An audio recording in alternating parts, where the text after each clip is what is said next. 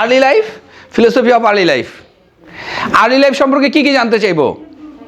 খুব মনোযোগ দিয়ে কথাগুলো শোনা দরকার। আর্লি লাইফে আমরা কি কি জানতে চাইবো?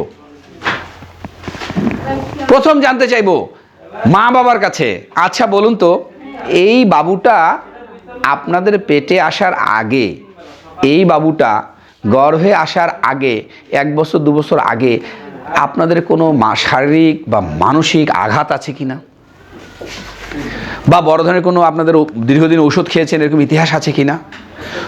কারণ জাইগোট ফর্মেশন হয় বহু আগে। বাচ্চা আজকে পেটে এসেছে, প্রথম আজকে গর্ভধারণ করেছি, কিন্তু এই বাচ্চা ফর্মেশন আমার মায়ের কাছে, আমার বাবার কাছে যখন শুক্রাণু আর ডিম্বাণু হয়েছে না, এগুলো হয়েছে আরও 2 4 5 7 বছর আগে। অনেক ফিলোসফার বলে 12 বছর আগে।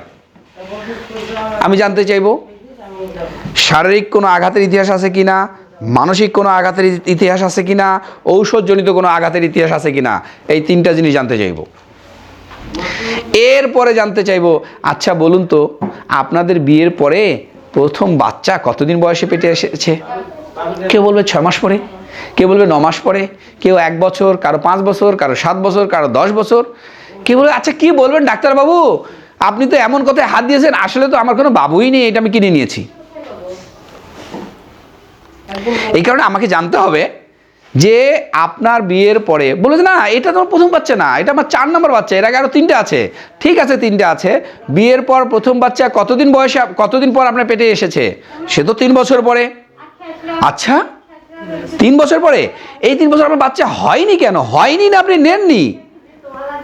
কেউ বলবে আমি নেইনি, কেউ বলবে আমি হয়নি, কেউ বলে হ্যাঁ প্রথমে তো 1 বছর নেইনি, এরপরে 2 বছর অনেক চেষ্টা, হয় না হয় না, দোয়া তাবিজ তদবির, হুজুর ঠাকুর বৌদ্ধ গির্জা মন্দির সব জায়গায় গিয়েছি, ডাক্তার দেখিয়েছি, সে কোথায় বিদেশ গিয়ে চিকিৎসা করিয়ে তারপরে আমার প্রথম বাচ্চা এসেছে। আমাকে এগুলো লিখে নিতে হবে, বড় গুরুত্বপূর্ণ বিষয়। নিয়ম হলো একটা ছেলে একটা মেয়ে যদি উপযুক্ত বয়সের হয়, যৌবনপ্রাপ্ত হয়, সেক্স করলেই বাচ্চা আসবে। বাবা আমার বিয়ে হয়ে গেছে, 1 বছর থেকে বাচ্চা হয় না, অথচ তারা কোনো ব্যবস্থাও গ্রহণ করেনি, there is something wrong। হ্যাঁ বাবা মা ব্যবস্থা নিয়েছিল 2 বছর বাচ্চা না হওয়ার জন্য, তারপরে যখন ব্যবস্থা বন্ধ করে দিয়েছে বাচ্চা পেটে আসে না, বাচ্চা পেটে আসবে এটি তো স্বাভাবিক, ব্যবস্থা তো নেই, তাহলে there is something wrong। হয় ঔষধের কারণে হয়েছে, নাহলে জন্মগতভাবে আছে কোনো সমস্যা।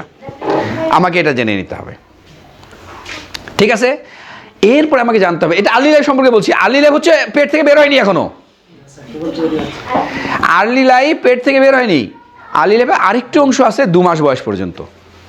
বাবুটার বয়স যখন 2 মাস, এই পেটে যেদিন চলে আসলো ফার্স্ট কনসেপ্ট ডে, অ্যান্ড বাবুর বয়স যেদিন 2 মাস, পৃথিবীতে আসার পরে 2 মাস, এই পুরোটাকে আমরা আর্লি লাইফের মধ্যে ধরতে পারি। তবে পেটের ভিতরে বের হওয়ার আগের মুহূর্তটা আর্লি লাইফ, এইটাতে কোনো সন্দেহ নেই। তাহলে আর্লি লাইফে প্রথম কোশ্চেন আম্মুর কাছ থেকে জেনে নিলাম, বাবার কাছ থেকে জেনে নিলাম যে আপনাদের 3টা ট্রমার কোনো ট্রমা ছিল কি না। ট্রমা বোঝা যায়? ট্রমা, এই শিমু, ট্রমা আঘাত। কি আঘাত? 3টা আঘাত কি কি? শারীরিক, মানসিক, ঔষধজনিত। এই 3 আঘাতের কোনো আঘাত ছিল কি না। এরপরে আসেন বাচ্চা আপনার কেন হয়নি এতদিন। তারপরে আচ্ছা আপনার যে বাবুটা পেটে এসেছে আপনি বুঝতে পেরেছিলেন? ও না ডাক্তারবাবু বুঝতে পারিনি, বাচ্চা পেটে 6 মাস, কিন্তু আমার তো যথা নিয়মে মেয়েদের সমস্যা যেটা হয় মাসিক হচ্ছিলই। আচ্ছা বাচ্চা পেটে আসলে কি মাসিক হবে? হবে না, তাহলে there is something wrong। এটা আমাকে ভালোভাবে কোট করে রাখতে হবে। ও ডাক্তারবাবু বাচ্চা পেটে এসেছে আমরা তো বুঝতে পারিনি, 2 মাস, প্রথম মাসে যখন কিছুই হলো না, দ্বিতীয় মাসে টেস্ট করে বুঝেছি, এটা ন্যাচারাল। হ্যাঁ ডাক্তারবাবু বাচ্চা পেটে এসেছে আমরা বুঝতেও পেরেছি, কিন্তু কি বলবো, বাবুর বাবা তো বেকার ছিল, তখন আমার বাচ্চাটা নিতে চাচ্ছিলাম না। আচ্ছা নিতে চাননি? না নিতে চাচ্ছিলাম না, দুজন মিলে পরামর্শ করলাম যে ঠিক আছে বাচ্চাটা আমরা চলে আসছে ভুলে, আমরা এখন নেব না, আরও 2-1 বছর পর নেব। তারপর এটা কিন্তু একটা পার্ট, খুব ভালো করে মাথায় রাখতে হবে। তারপর আবার আম্মু রাগ করলো, বাচ্চাটা রেখে দিলাম, কোনো ওষুধ খাইনি, না কোনো ওষুধ খাইনি, কিন্তু একটা ট্রমা হয়ে গেছে।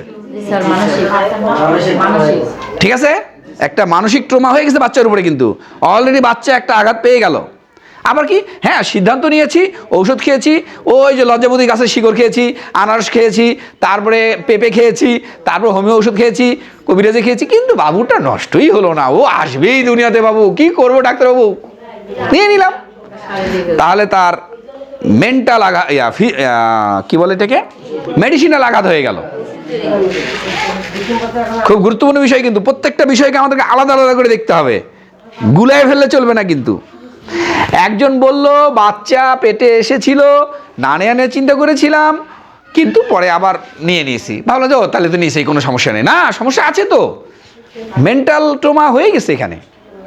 আরেকজন বললো না বাচ্চা পেটে এসেছে, কিন্তু 6 মাস যাবৎ আমার মেয়েলি সমস্যা চলেছে, অর্থাৎ মাসিক হয়েছে, ব্লিডিং হয়েছে, দিস ইজ দ্য প্রবলেম।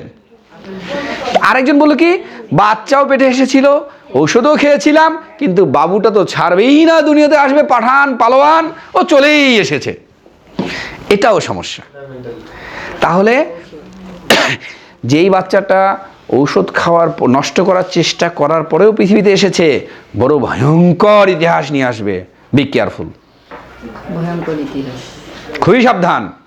কারণ একে এত টর্চারিং করা হয়েছে, এত টর্চারিং করা হয়েছে, হয় তার একটা চোখ থাকবে না, নাহলে 2টার জায়গায় 3টা চোখ হবে, নাক 6টা হবে, পা 10টা হবে, হাত 15টা হবে, এরকম হতে পারে। কারোর তো সুস্থ বাচ্চা, হ্যাঁ অবশ্যই, কিন্তু সে সুস্থ হবেই না কোনোদিন। যেমন আমার একজন রুগী আছে, ঔষধ খেয়েছিল, মাসিকও হয়েছে, বাচ্চাও হয়েছে, একদম এত ভালো বাচ্চা, 5 গ্রামে ওইরকম ভালো বাচ্চা নেই। কখনো ক্ষুধা লাগলে সে কাঁদে না, কখনো মাকে বিরক্ত করে না, খাওয়াইলে খায়, না খাওয়াইলে শুয়ে থাকে, যেখানে বসায় রাখে সেখানে বসে থাকে। বাচ্চার বয়স যখন 8 মাস 9 মাস 1 বছর, যদি বলে বাবু আসো, আসে, যদি বলো বাবু এই চেয়ারে বসে থাকো, এই চেয়ারে বসে থাকে। ওর বাবা মসজিদে নিয়ে যায় 12-13 মাস বয়সে, নিয়ে গিয়ে বসায় রাখে, এখানে বসে থাকো, বাবু ওখানেই বসে থাকে। তাই শোনে আমার কাছে এসেছে যখন বাচ্চার বয়স 3.5 বছর,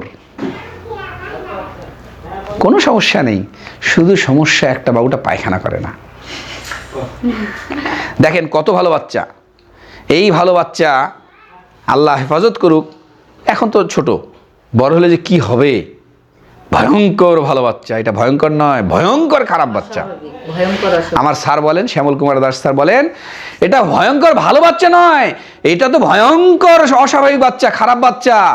ওর ভিতরে অসংখ্য ভয়ঙ্কর রোগের জীবাণু কাজ করছে, আসছে, ধীরে ধীরে প্রকাশ পাবে। এই জন্য এটা মাথায় রাখতে হবে। তাহলে এই বিষয়গুলো আমাকে জেনে নিতে হবে। এরপরে আচ্ছা বলুন তো, গেল মায়ের এই বিষয়গুলো গেল তো। আচ্ছা বলুন তো, সাধারণত একটা মায়ের পেটে বাচ্চা আসলে মাদের অনেক সমস্যা হয় নাকি হয় না? হয় না? কারো কাছে হয় না, হতেই পারে, আল্লাহর দান। হ্যাঁ সমস্যা হবে, এটা স্বাভাবিক, কিন্তু সমস্যা যদি জটিল হয় কি আর বলবেন না ডাক্তারবাবু, আমার বাচ্চা কনসেপ্ট করলেই তো আমার খাওয়া দাওয়া বন্ধ, 3 মাস গেলেই স্যালাইন, তারপরে বিছানায়, 8 মাস গেলে পেট কেটে বাচ্চা বের করতে হয়। বুঝতে হবে দ্যাটস ভয়ঙ্কর ধরনের সমস্যা। আর কি বাচ্চা পেটে আসলে কোনো এক পর্যায়ে গিয়ে বলতেছে যে 3 মাস 6 মাস পর অথবা 2 মাস পর অথবা এতদিন বা 3 মাস ধরে আমার অনবরত বমি হতেই থাকে।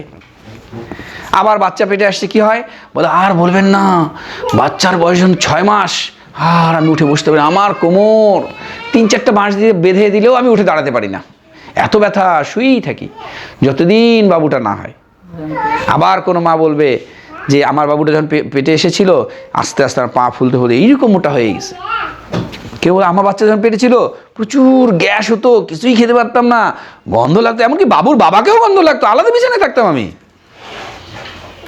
এই সব ইতিহাসগুলো আমাকে টুকতে হবে। কেন টুকতে হবে? ট্রু ডিজিজ বের করার জন্য। ট্রু ডিজিজ, সঠিক রোগ কোনটা, রেজাল্ট অফ দ্য ডিজিজ না। ক্যান্সার হচ্ছে রেজাল্ট অফ দ্য ডিজিজ, এটা ট্রু ডিজিজ নয়, ফলস ডিজিজ। এটা ডায়াবেটিস ট্রু ডিজিজ নয়, এটা ফলস ডিজিজ। আমাকে ট্রু ডিজিজ খুঁজে বের করতে হবে। এরপরে বাবুর কি হলো, সেই দিন চলে আসলো যেদিন বাবু পৃথিবীতে আসবে, সবাই খুশি হবে, সেই দিন সম্পর্কে আমাকে জানতে হবে খুব মনোযোগ দিয়ে, গভীরভাবে। আচ্ছা বলুন তো, বাবুটা যেদিন প্রথম জন্ম হলো, যেভাবেই হোক, সিজার নর্মাল যেটাই হোক, প্রথম জন্ম হলো, তার কান্না কেমন ছিল? আমাদেরকে ওই সময় কি কি জানতে হবে? উইপিং, কান্না। কী কী জানতে হবে? কান্না। লিখে দেই, জন্মের পর প্রথম কান্না আমাদেরকে নিতে হবে। প্রথম কান্না, এটা ফিলোসফি অফ আর্লি লাইফের মধ্যেও পড়বে, আর্লি লাইফের মধ্যেও পড়বে। প্রথম কান্না